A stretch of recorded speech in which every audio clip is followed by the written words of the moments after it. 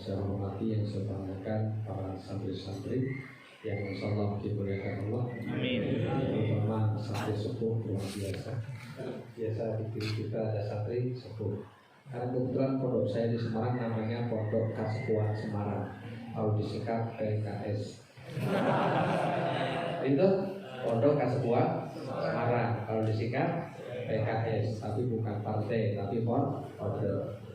Alhamdulillah dalam kesempatan malam hari ini saya bukan keringetan tapi baru itu karena mengamalkan hadis Qur'an muhajirin min asarin untuk. Amin.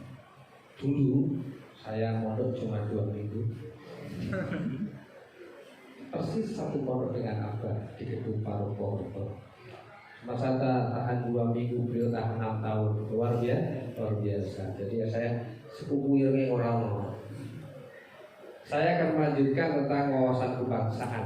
Kita refer sedikit kemarin bahwa sejarah Islam, sejarah dunia, sejarah Indonesia, sampai akhirnya kita dari negara atau kerajaan yang luar biasa, kerajaannya hancur, kemudian dikuasai oleh penjajah.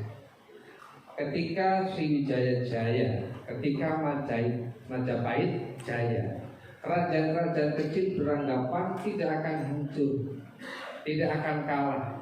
Tetapi sejarah membuktikan bukti sejarahnya saja, tinggal puing-puingnya saja. Kecuali Kesultanan Yogyakarta, Kesultanan Solo ya, itu ada bekasnya sampai sekarang bisa terlihat. Kenapa mereka sampai kalah? Kenapa mereka sampai hancur? Termasuk kerajaan Islam. Jayanya masa Nabiullah Muhammad SAW, terlepas atau tidak terlepas dari kekuasaan Allah, ada 4 ikhtiar yang tidak boleh kita lupakan. Apa itu 4 ikhtiar yang tidak boleh kita lupakan agar kita tetap jaya seperti ini? 4 ikhtiar yang tidak boleh kita lakukan. 1, Rasulullah didampingi oleh seorang yang memiliki wibawa kebijaksanaan, kebapaan luar biasa. Siapa? Abu Bakar As-Siddiq. Maka kalau nanti panjenengan mungkin buat pesantren, buat pondok dan sebagainya, tidak bisa berdiri sendiri. Tetap harus ada figur sandaran orang yang kita jadikan sebagai panutan. Alhamdulillah, saya yakin jenengan tidak salah menjadikan abah kita Habib Lutfi sebagai panutan. Mudah-mudahan beliau selalu disehatkan, amin. Selalu dikuatkan perjuangannya, amin. Karena kalau kita tidak punya pegangan, tidak punya panutan ke atas, ya kita tidak bisa mengkiblat kemana. Sekarang ini banyak orang pintar, tapi dikhawatirkan jangan sampai pintarnya untuk membodohi orang lain. Kemudian yang kedua, figur kedua yang tidak bisa kita lupakan adalah Rasulullah didampingi oleh Sayyidina Umar yang gagah perkasa, jago bela diri, jago berkelahi. Siapa yang tidak kenal Umar? Setiap di pasar ada lomba gula, beliau selalu menjadi pemenangnya. Maka tidak menutup kemungkinan ketika nanti panjenengan membangun suatu dakwah, membangun suatu madrasah, membangun suatu pesantren, berbenturan dengan kekuatan fisik yang nyata, kita tetap perlu para jagoan-jagoan itu. Maka hidupkan kembali pagar Musa. Betul? Ya pokoknya bila dirinya udah gak pagar Musa ya, pagar betis ya. Kita hidupkan kembali silat-silat di pesantren. Kenapa? Karena mau tidak mau terkadang dalam dakwah itu ada kerikil-kerikil tajam, ada duri-duri yang menjadi sandungan. Kadang, walaupun tidak semua persoalan harus kita selesaikan dengan kekerasan, tetapi kadang perlu kita didampingi oleh orang-orang yang keras, oleh orang-orang yang kuat. Dengan bangun pesantren di belakangnya Pangdam, luar biasa kan? Dengan bangun pesantren di belakangnya Kapolda, luar biasa enggak? Luar biasa. Di belakangnya Pangdam, Kapolda, Kapolres, dan luwes. Orang sing wani galugan, orang sing wani ngode. Tapi kalau mungkin malah berseberangan, nah malah jadi bahaya. Perlu sosok Umar bermunculan. Nah, maka perlu Saya termasuk orang yang kurang pas ya, kurang pas dalam arti harusnya kita itu di samping mahir di bidang keagamaan juga mahir di bidang olahraga. Maka jangan lupakan seperti kisah di Wonodolo ketika beliau lari dari Yogyakarta menuju ke Bantul, di sana baru bangun kekuatan prajuritnya, rakyatnya diolah kanuraga dan diolah kanurasa. Tidak cukup hanya kuat fisiknya, tapi juga kuat hatinya, kuat rasanya dan lain sebagainya. Dan tidak kalah pentingnya ikhtiar yang ketiga, Rasulullah juga didampingi oleh Sayyidina Utsman, sosok yang kaya raya. Tapi kaya raya saja tidak ada manfaatnya kalau dia pelit. Yo sugih. Orang bangun pesantren orang tahu nyumbang, ya kan?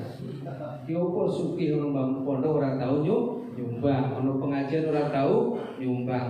Lebih baik mungkin ekonominya pas-pasan, tapi ono saonone disumbang. Ya tentunya kalau milih kita menjadi orang kaya, yaudah dermawan. Maka orang-orang kaya ini perlu dibina, perlu diarahkan agar kekayaannya dibelanjakan di jalan yang benar. Saya sering mengibaratkan dosa dan pahala termasuk di bidang ekonomi itu seperti multi level marketing. Walaupun pro dan kontra nanti dibahas oleh para ustadz lah. Multi level itu halal atau haram itu tanggung jawab beliau ya. Tapi saya mengibaratkan dosa dan pahala itu seperti multi level marketing. Barang siapa menunjukkan suatu jalan kebaikan kan dia akan mendapatkan kebaikan. Barang siapa yang menunjukkan pada jalan kesesatan, dia juga mendapatkan kesesatan. Harta juga begitu. Kalau kita punya harta benda digunakan untuk kebaikan, maka harta itulah yang akan memberikan pertolongan kepada kita kelak.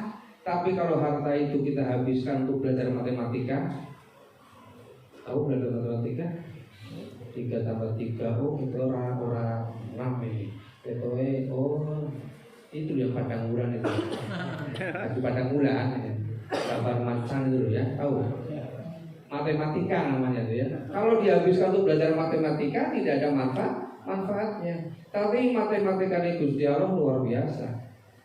Kita berikan 1000 bisa dapat 1 miliar. Terserah Gusti Allah, apalagi di bulan Ramadan. Maka manfaatkan para santri yang mungkin sudah punya usaha, yang sudah produktif, ya jangan lupa sebagian hasilnya disedekahkan, disumbangkan untuk di jalan Allah Subhanahu wa Ta'ala. Dan yang keempat, ikhtiar yang keempat yang tidak boleh dilupakan, insya Allah seperti panjenengan yang sekarang ini sedang dilakukan, yaitu menjadi santri yang cerdas, santri yang pintar, digambarkan oleh sosok Sayyidina Ali radhiyallahu anhu. Dia orang muda tetapi selalu belajar, selalu bagaimana memperdalam ilmunya. Kalaulah mungkin sekarang belum terpakai ilmu itu, tapi yakin nanti ketika di lapangan, ketika berjumpa dengan masyarakat pada umumnya, ilmu-ilmu yang panjenengan pelajari sekarang akan bermanfaat. Oh kalau ditanya, oh dulu pernah fasul masail, pernah dialog, pernah tanya jawab. Nah zaman Rasulullah diingatkan bahwa kekuatan itu karena ada kerjasama.